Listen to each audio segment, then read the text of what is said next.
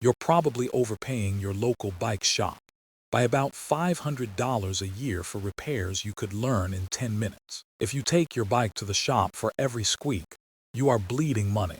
Our data shows a rider handling basic maintenance at home saves between $400 and $600 a year in labor. A basic toolkit pays for itself in 2 months. Let's break this into tiers. Tier 1 requires no special tools. Fix a flat tire, lube your chain every 200 miles, and check bolt torque. Never pay for this. Tier 2 is where the real savings happen.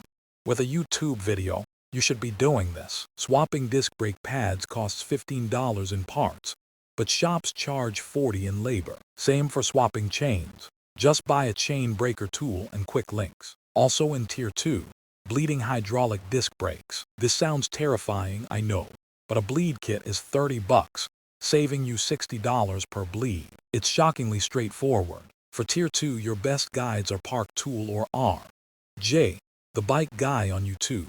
And please buy a $20 repair stand. Working on the ground guarantees mistakes. Then we hit Tier 3. This is where you should strongly consider using a shop because the required tools are highly specialized. A headset press costs over $100, but you'll use it once a decade. Just pay the $40 shop fee.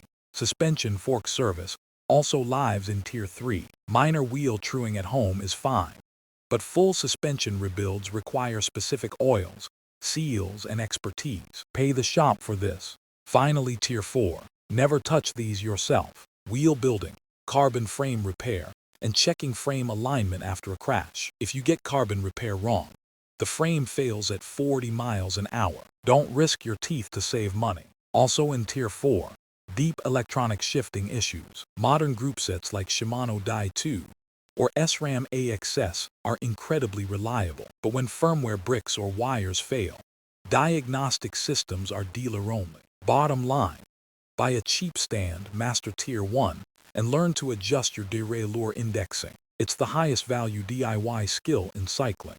Leave the complex bearing presses to the pros. Get a stand and start turning your own wrenches.